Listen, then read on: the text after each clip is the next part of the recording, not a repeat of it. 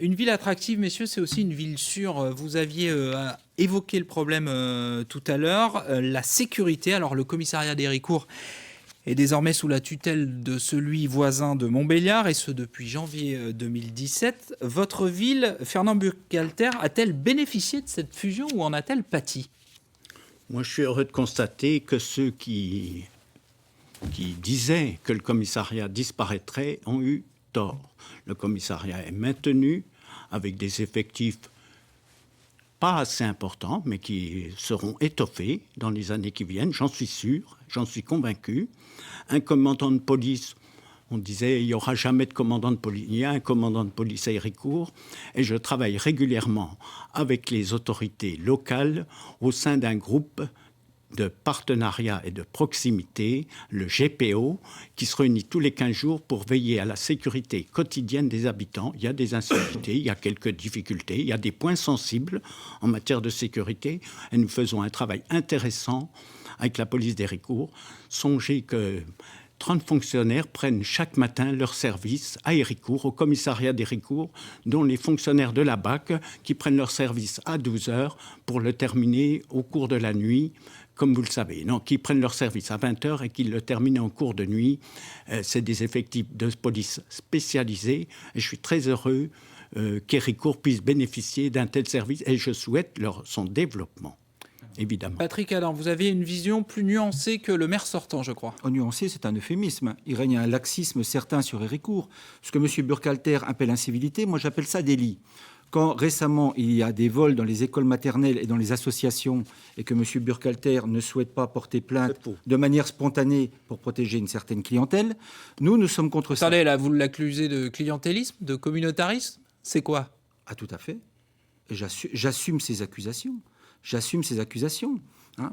Et d'autre part, nous, comme M. Lazare souhaite mettre en place une police municipale sans vidéosurveillance. Pas du tout.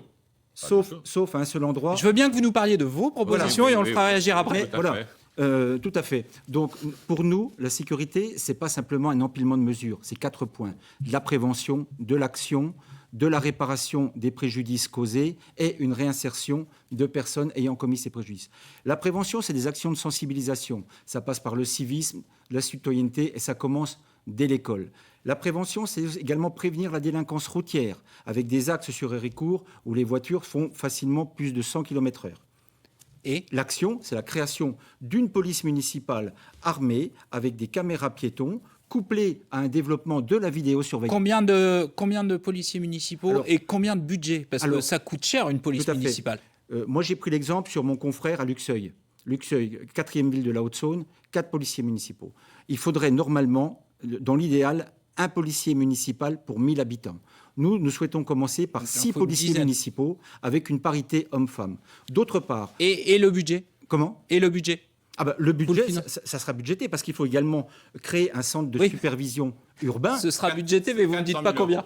Voilà, c'est ça. 400 000 euros. 400 000 euros. Okay. Donc il répond pour vous. Gilles Lazare, alors... Avec un centre de supervision urbain. Et d'autre part, on a la chance d'avoir... Il faut que la parole circule. Oui, Gilles Lazare, c'est assez insolite, un communiste qui veut une police municipale. Racontez-nous, vous êtes d'accord avec votre voisin sur le... J'ai toujours été de ceux qui pensaient que la sécurité est un droit fondamental des citoyens. J'ai animé le contrat local de sécurité à l'époque où Jean-Pierre Chevènement les a créés. Hein. D'ailleurs, M. Burkhalter était présent, il ne siégeait pas très souvent. Et si j'avais été maire d'Héricourt, j'aurais immédiatement porté plainte lorsqu'on a dérobé pour 11 000 euros d'ordinateur dans l'école Poiret. On fera répondre Fernand Burkhalter là-dessus, c'est très clair. Alors, moi, je me suis battu contre la fusion du commissariat. On va pas refaire les matchs. Qu'est-ce que vous proposez si vous gagnez dimanche prochain ? On a perdu les effectifs, contrairement à ce que dit M. Burkhalter. Ce que je propose, c'est qu'à côté de la police nationale, qu'on ait une police municipale de 5 agents, pour commencer. Hein. Le coût, on l'a estimé, 400 000 euros d'investissement pris en charge à moitié par l'État. Et le fonctionnement, c'est 400 000 euros. Héricourt a largement les moyens de le faire sans augmenter les impôts locaux. Ce sera une police de proximité qui rappellera les règles à chacun d'entre nous, jeunes comme moins jeunes.